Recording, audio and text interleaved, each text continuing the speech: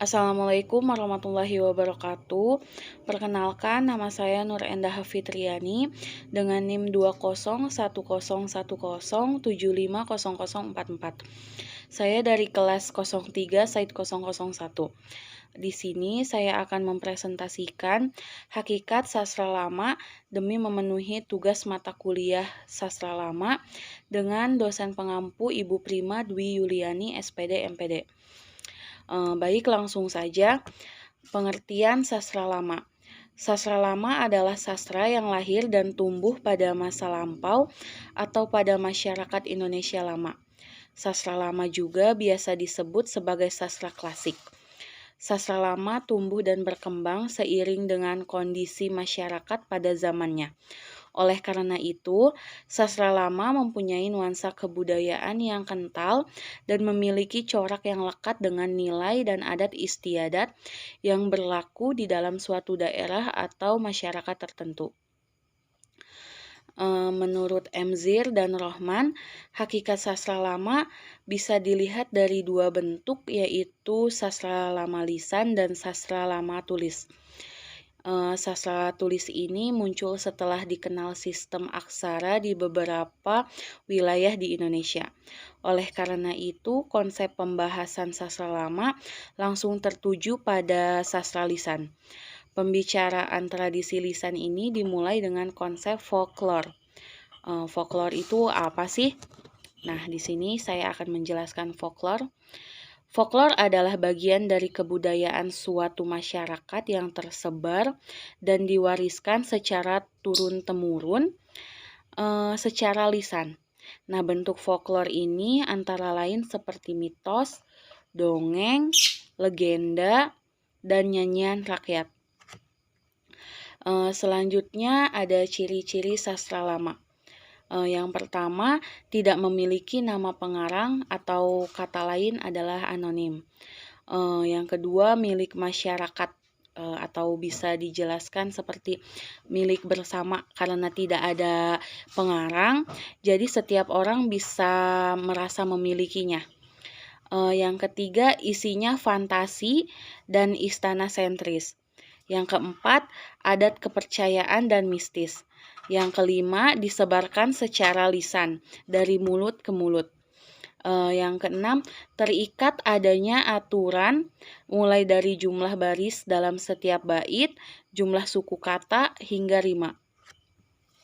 Dan yang terakhir, gaya bahasanya tetap statis dan klise. Selanjutnya ada jenis-jenis puisi lama. Di sini ada yang pertama ada pantun, kedua syair, ketiga gurindam, keempat karmina, kelima talibun, keenam seloka, dan yang terakhir adalah mantra. Pantun di sini adalah puisi lama yang mempunyai sajak ABAB pada baitnya. Setiap bait terdiri atas 4 baris, dengan setiap barisnya terdiri dari 8 sampai 12 suku kata. Pada 2 baris awal disebut dengan sampiran, sementara pada 2 baris akhir disebut dengan isi. Contoh dari pantun, asam kandis, asam gelugur, ketiga asam si riang-riang, menangis mayat di pintu kubur, teringat badan tidak sembahyang. Selanjutnya ada syair. Syair adalah puisi yang bersumber dari Arab. Syair termasuk macam puisi lama yang berasal dari Persia dan dibawa ke dalam sastra Indonesia bersama dengan masuknya ajaran Islam ke Indonesia. Nah, ciri dari syair ini, setiap bait terdiri atas 4 baris bersajak A. Syair berisi nasihat atau cerita.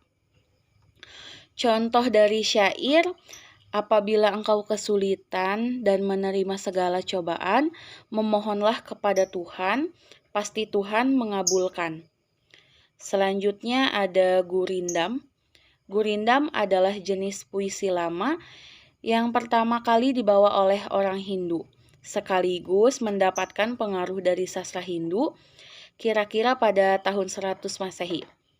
Gurindam adalah salah satu bentuk puisi Melayu lama yang terdiri atas 2 baris kalimat dengan irama akhir yang sama, a a a a. Sama halnya dengan jenis puisi lama lainnya, Gurindam juga berisikan mengenai nasihat bagi pembaca atau pendengarnya. Contoh Gurindam, kurang pikir, kurang siasat, tentu dirimu akan tersesat. Barang siapa tinggalkan sembahyang, bagai rumah tiada bertiang. Selanjutnya ada Karmina. Karmina adalah pantun kilat. Karmina mirip seperti pantun, tetapi lebih pendek. Karmina terdiri atas 2 baris. Baris pertama merupakan sampiran dan baris kedua merupakan isi. Karmina memiliki sajak lurus a a. Pantun pendek ini disampaikan untuk menyindir secara langsung.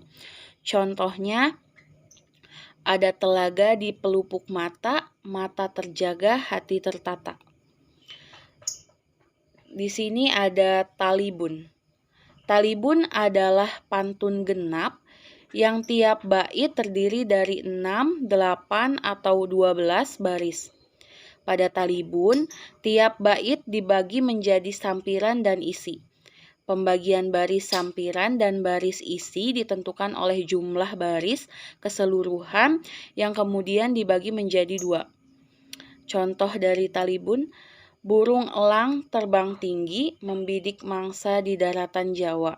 Makanan hilang di tengah rawa, wahai kalian para muda-mudi, jangan lengah dan terperdaya dengan rayuan sesat dunia. Selanjutnya ada seloka. Seloka adalah pantun berkait, bait dalam seloka saling sambung menyambung. Baris pertama dan ketiga pada bait kedua menggunakan isi yang sama dengan baris kedua dan keempat dari bait pertama. Pola ini digunakan secara terus-menerus pada bait berikutnya. Seloka merupakan satu di antara macam puisi Melayu klasik yang berisikan pepatah atau perumpamaan.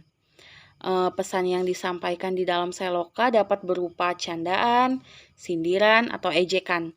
Biasanya seloka ini terdiri atas 4 larik yang berirama a a a a. Contoh seloka, sudah bertemu kasih sayang, duduk terkurung malam siang, hingga setapak tiada renggang, tulang sendi habis berguncang. Dan yang terakhir ada mantra.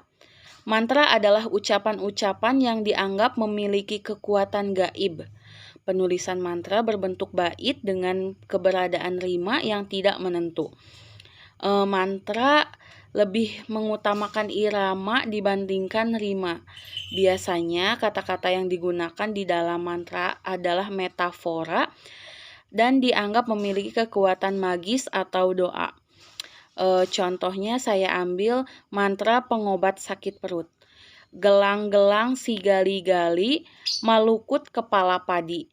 Air susu keruh asalmu jadi, aku sapa tidak berbunyi. Demikian presentasi kali ini dengan materi sastra lama. Mohon maaf bila ada kekurangan dalam penyampaian atau penjelasan. Terima kasih. Wassalamualaikum warahmatullahi wabarakatuh.